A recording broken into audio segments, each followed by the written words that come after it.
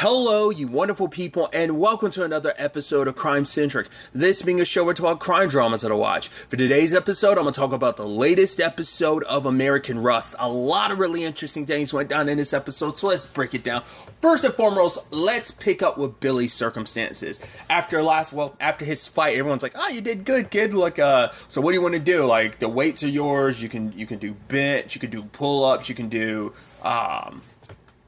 the dumbbells," and he's like, "I'll do the bench." He's like, "All right, I'll spot you." And then Milo comes a knock and is like, "Hey, kid, you did good. I'm Milo." And she's like, "You're Billy, right?" And the moment Billy shakes his hand, you see that mark. It's like, "Yeah, because we know your roommate, your bunkmate, is also part of that, the Aryan." So you're like, oh boy, they've taken an interest in you. And they've already taken an interest in you. There ain't no easy way of getting around that.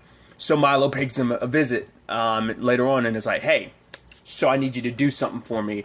There's a guard that needs to get got. He didn't do what he was supposed to, so I'm calling upon you to do it." And you're like, well. And then Billy doesn't want to, but it's just like, not your head twice if you understand your mission. It's like, okay, cool. And Billy tried to go to one of the guards. It's like, "Hey, they want me to take out a guard." The guy's like, the moment the guy was like, "Oh, follow me," I was like, "You talked to," and the moment he was leading outside, I was like, "You talked to the wrong guard. You talked to the wrong guard because he's in on this." He was like, "Cool. Go get that weapon. You're going to need it for your mission." "Oh, go get that? Okay, cool. Drop it in the toilet." "Oh, might as well grab that because you're going to need it for your mission." You're like, ugh.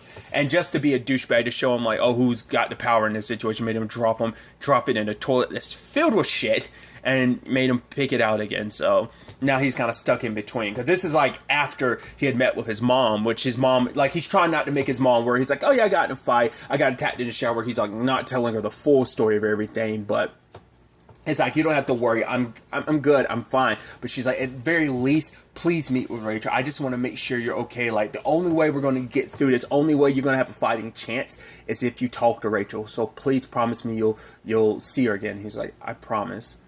And when the time came, I was like, "Yo, is your boy Billy?" I was like, "Is Billy going to do it?" And he does it. He drops the weapon and he actually helps out the guard. And I love that the guard's like, and even the later guy's like, "You kind of picked the wrong group to get pissed off, Poe." It's like, the Aryans, they're not going to be too happy when you get out of here. But the next person that, like, he talks to is Rachel. You're like, yeah. That's awesome. It's sad because, like, Grace, she was on top of the world. She thought everything was going great. It's like, all right, she had a conversation with the ladies about the 51%. It's like, yeah, Kelsey's taking care of us to it. Our conditions haven't been terrible, but terrible is not good enough. We need medical insurance, health insurance. Like, don't you want to have a pension? Don't you want to be able to get paid on maternity leave? So everyone was rallied behind Grace. It's like she felt good about getting that 51% when it came to the vote tomorrow. Plus, Billy agreed to see his lawyer. So it's like, oh, everything's good. And then Billy, it's like, oh, he sees Lee. It's like, oh, she's with Rachel. And it's like, "Hey, what are you doing here? Like, are you okay? Is everything okay? Is your dad okay?" She's like, "Yeah, it's okay." And he sits down with Rachel, and Rachel's like, "Okay, good. You have to talk to me now." And he's like, "All right, I'll try to." And she's like, "Okay, so let's talk about the meal. Was anyone else there?" And you're like, I was like, "Are you going to say anything, Billy?" And he keeps looking at Lee, and I'm like, it made me go, wait, is that why she did this? Is that actually, I thought, at first I was like, are you trying to, like, help Billy while also making sure your brother's okay? It's like, no.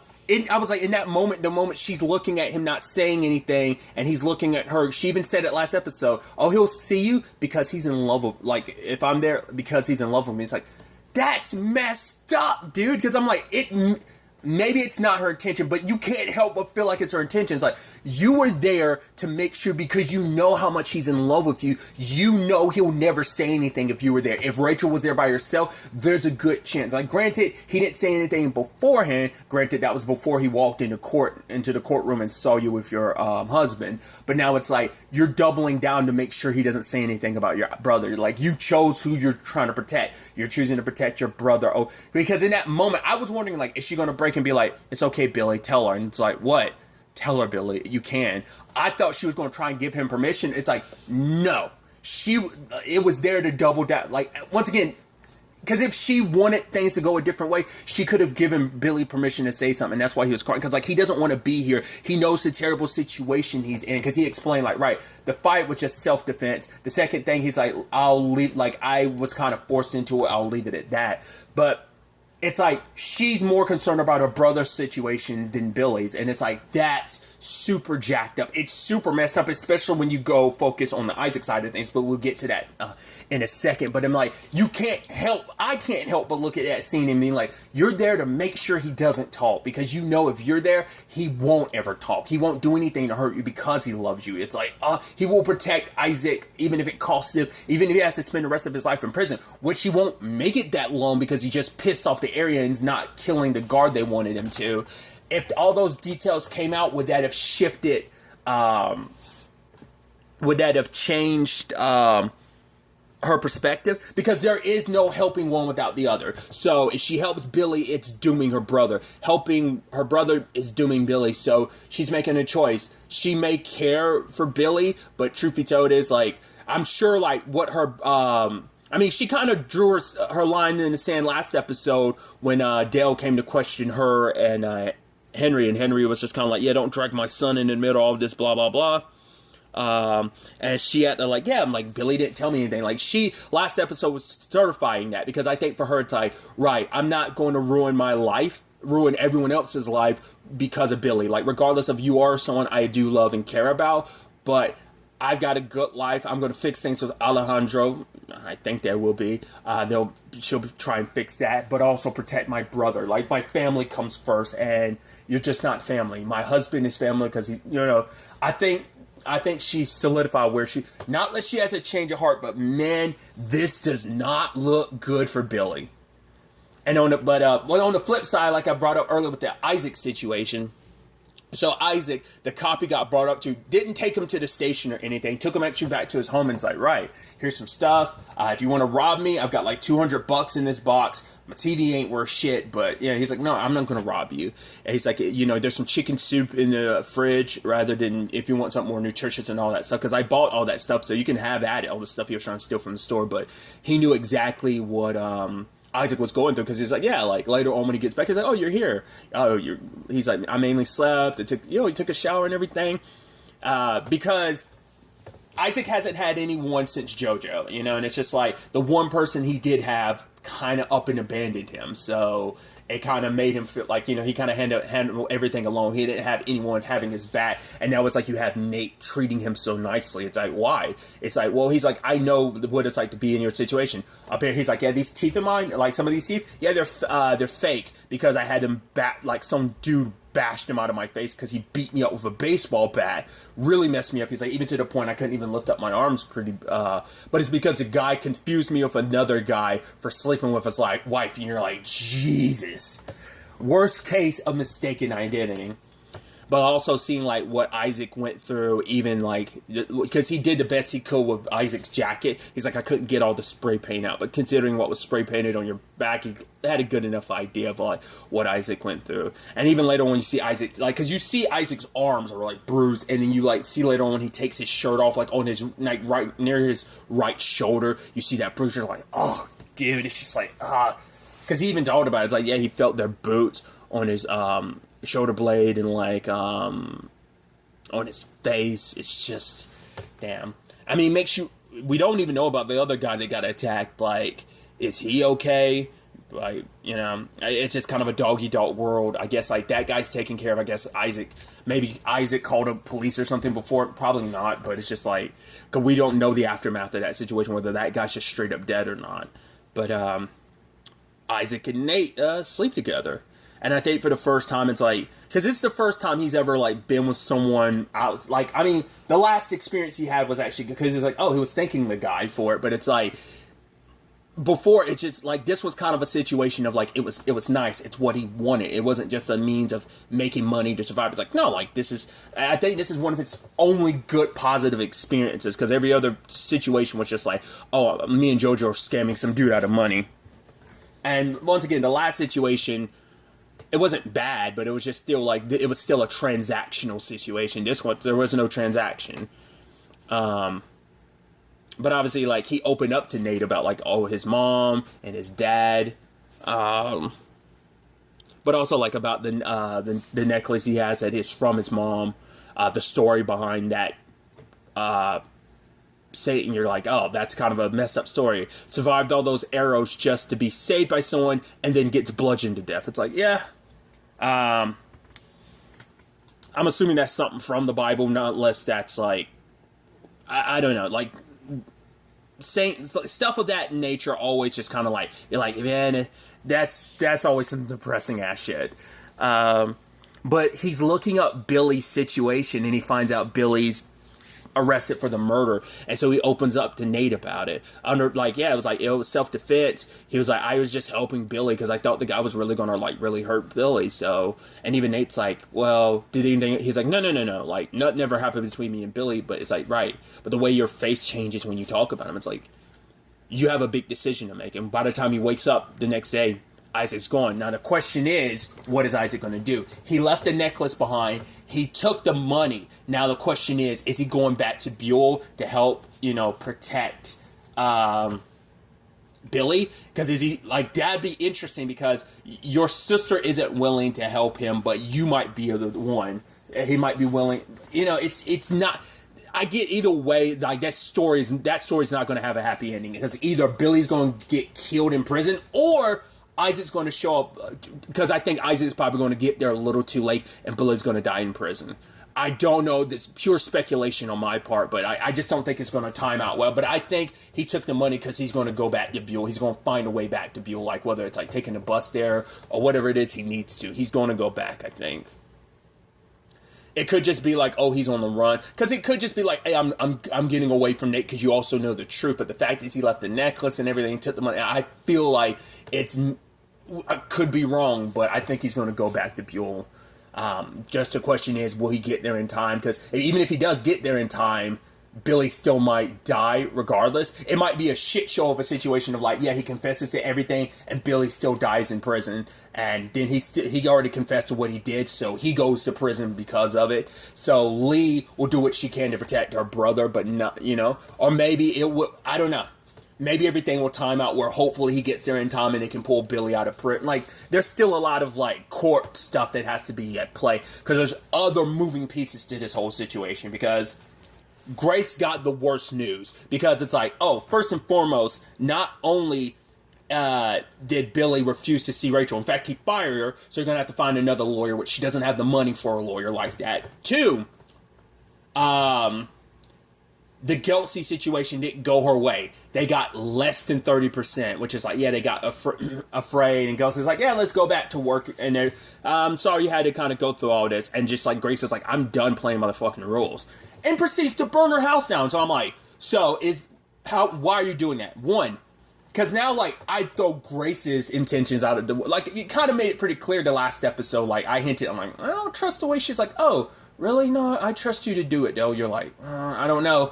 I don't know how I feel about this Grace situation, because she's definitely going full dark side when it comes to getting what she wants and, like, protecting her family. Because, first and foremost, like, I don't like burning down her house. Either that was for the insurance money to make it look like arson, because someone already burned down her car, so her house not out of the complete question. Two, is that insurance money that, like, is it to make it seem like Kelsey's the one responsible? Or two, is she trying to get the insurance money so she can actually pay for a lawyer for Billy, while also giving the finger to Kelsey and making it seem like he's responsible? I don't know all that, like, because it seems like it's all part of a greater game of helping out Billy, because she's moving in with Dale. Because Dale was already like, right, you don't need me around. You don't want me around here. Because, like, she's like, no, what are you talking about, Dale? Because Dale kind of only felt like, you're only keeping me around because I'm useful. Now that I can't help you with the Billy thing, that's all it was. Like, that's all this relationship ever was. Like, there's no real relationship between us. I'm just a means to an end to you. But she's like, no, it's not like that. But I'm thinking she's actually leaning into that.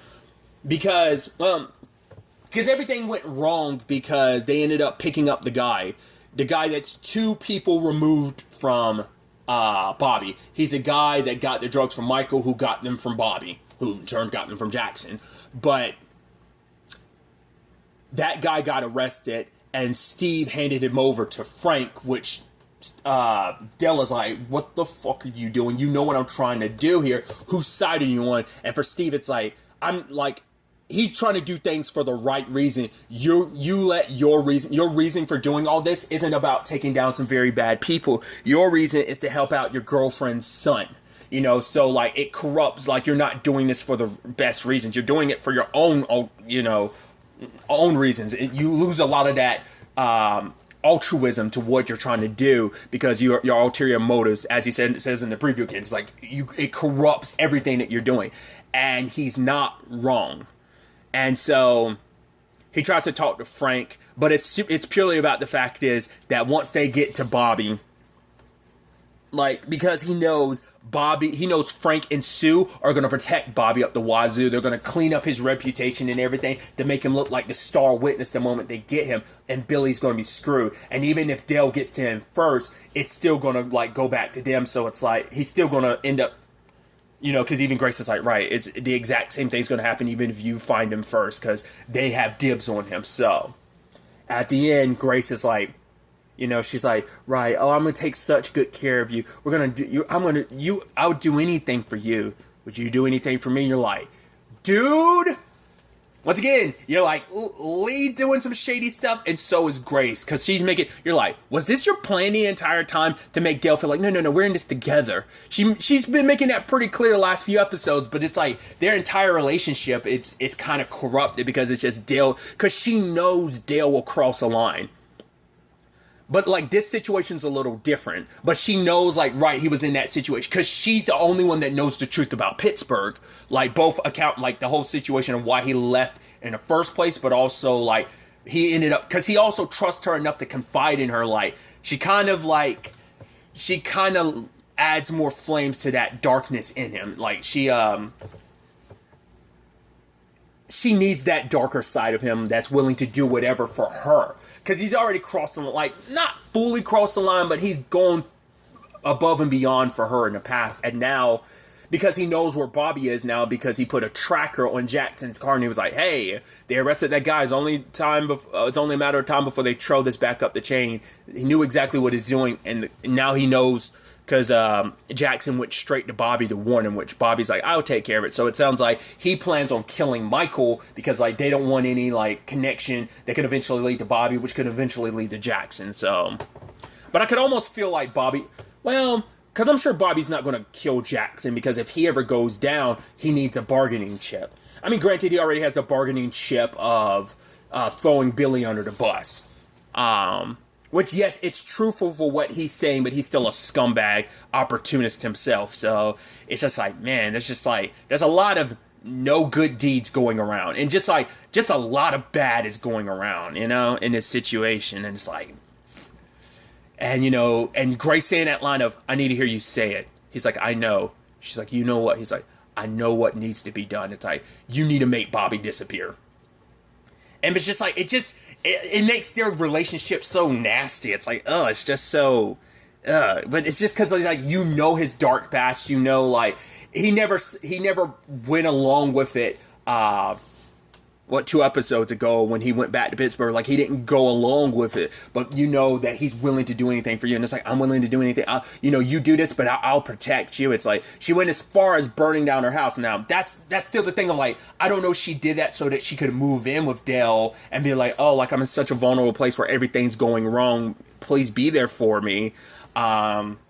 I mean, it's all for the sake of getting what she wants out of life. Now, whether this is going to benefit her in the long run when it comes to the Gelsey thing, or whether it's just benefiting her with the whole Billy thing. Now, who knows? At the end of the day, they might all corrupt themselves morally.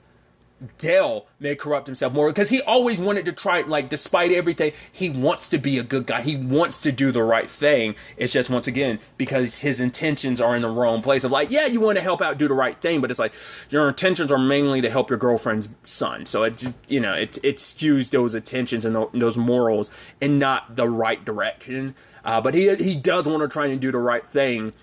And, but Grace is kind of playing on that.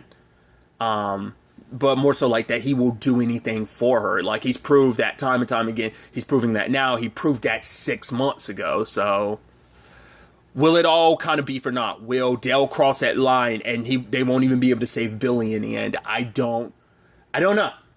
The next episode is, I don't know if it's the season finale or the series finale. Like, I don't know if it's, I think this is a limited series, but that's always the thing about limited series. Like, depending on how well received it is, whether Showtime wants to bring it back. This could be a finale. This could be the season finale. I don't know. Either way, I'm fascinated to see how they wrap this up, because there's so many. I don't think, this ain't going to have no happy ending. I don't think there's going to be one happy ending. I think it's going to be sad endings all around, because even Jackson himself literally called it a shit show. It's like, this whole thing is going to go super, like, nothing's going to work out. This is going to be one of those depressing, like, damn. There's another show on Showtime that apparently is getting a second season. That news came out like a couple months back, which I was like, oh, I was surprised. I was kind of fine with it not getting it, but it was still, I was kind of sure like, oh, it's not going to get a second season. It ended up getting a second season, so we may still deal with the aftermath of all that, but...